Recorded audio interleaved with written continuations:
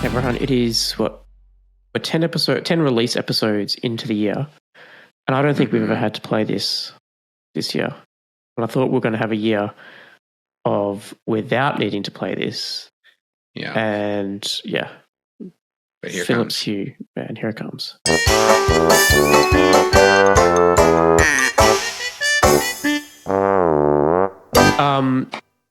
Cloud strikes again. Philips Hue has sent out or is sending out updates via the app to say that moving forward, you will require a Philips Hue account to use the Philips Hue hub.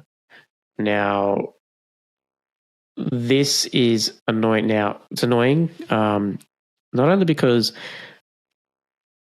one, like, why should I need to give you my data, right? Why should I need to give you my email address to use your hardware that I've been able to use for years without doing it? But two, the reason that they are claiming that you need to do this is for security, which to me makes zero sense, right? Like, it is more secure for me to use my lights in my home without needing to give my email address to you when you have a breach of security and then my details get exposed. Like, how many data breaches does it take for companies to realize, like, the more data you have on people, like, the more we just get opened up to all these security breaches, right? Yeah. So that's rolling out. It's going to be a requirement. The good thing is Philips Hue light bulbs use the Zigbee protocol, so you can download Zigbee to MQTT. Home Assistant has ZHA, and you can just buy yourself a Zigbee radio. Home Assistant sells the Sky Connect for $29. We spoke about that top of the hour. You can pair them locally and completely avoid the Hue hub. Raham, what are your thoughts on this whole shenanigans that's going on here? Exactly the same as yours, right? I think it's backwards. I had the same rant when Belkin did the same thing with the Wemo series, right? When it used to be all local. Now they're like, hey, no, we're going to create you have to create an account. What really frustrates me is when they say, oh, it's for your security. Fine, if that's the case, and if you genuinely think that you creating a account with my information and so on and so forth, and creating a reliance on cloud is for my security, then explain how, explain why. What are you doing in the back end that's making it more secure, or how is it currently that's insecure? Right. And if your excuse is, oh, well, it's open to anybody to go in and connect to your Zigbee network and blah, blah, blah.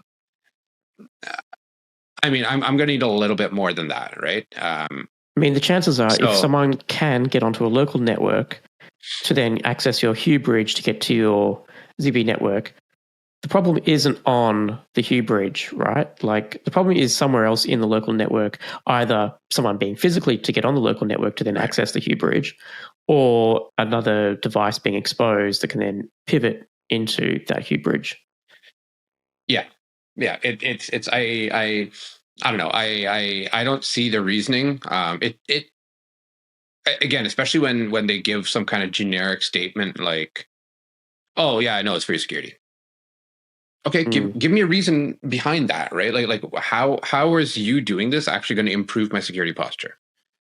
Don't just say it's for my security. I don't know. It's yeah, to me that it's very frustrating. And again, having seen that from a couple of organizations now doing this, I'm curious as to how people are going to or how that's going to affect future Philips Hue buying, right? Obviously, Philips doesn't think that it's going to affect them enough that it would stop the release. But I think even Home Assistants put out a statement around this, right? Just being like, hey, this is just really silly. And yeah, here it's on September 22nd. They put it up. Yeah, like, there's some good points in there. I think Home Assistant raised, right, like, once, like, currently, like, and they've asked on Twitter, right, like, Philips, they said to Philips, hey, like, what data can you see right now and what changes afterwards? And Philips was like, okay, right now we can sort of see some data, but after this change, we're going to get a lot more data. as per our privacy policy, which they updated in April 23. So, like, they're admitting, like, we're going to get more data from your home once you sign up for a cloud account. Currently, we can only see, basic information like device ID belongs to this IP address. After this change, we're going to be able to see, okay, Rohan has this device and he turns it off and on at this time of day. Yeah, and in the tweets there, so I think Paulus wrote this blog article, and I mean, at least it has his name on it, but so I assume he did.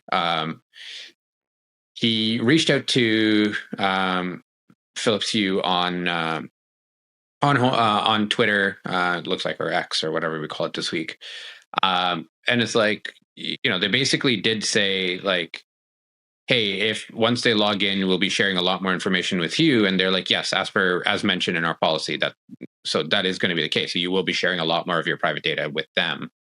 And their response effectively is, we're sorry you feel this way. As the features we develop grow, so does the need for more advanced security. To keep your accounts and products secure and ensure you get the most out of our system, you'll need to create a Philips Hue account soon.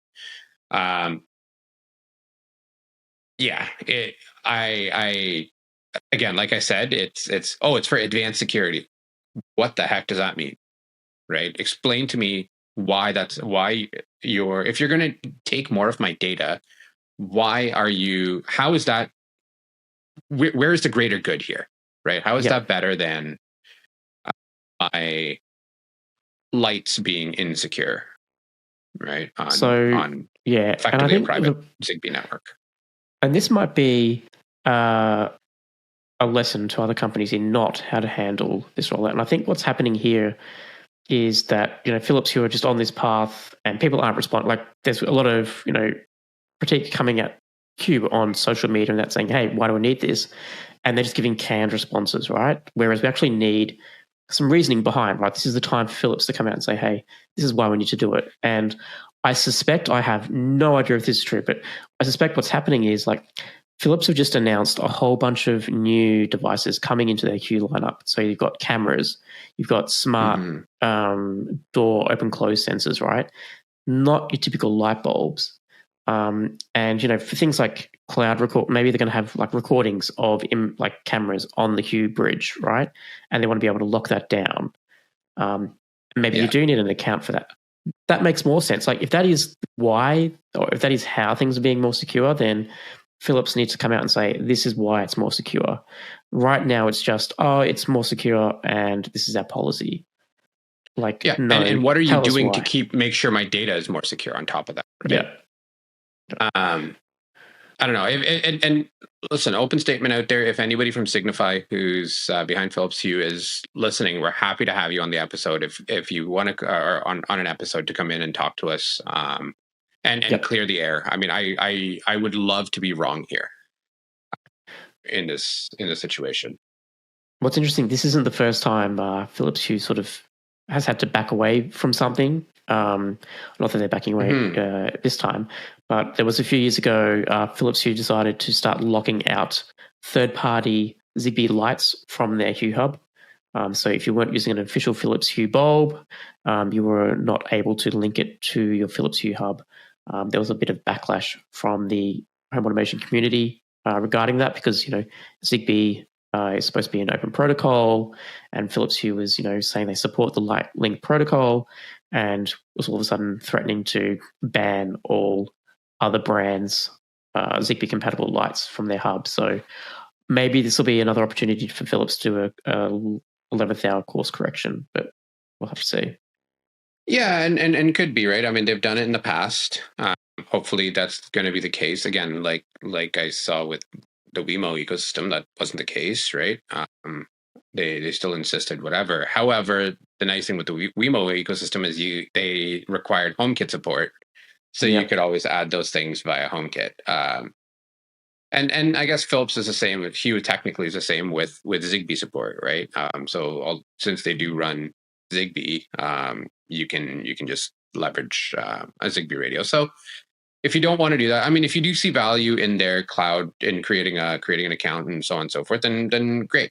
If you don't, then my suggestion would be get a Zigbee stick if you don't already have one, and add those things locally to ZHA or Zigbee to MQTT or whatever you're using, and go from there.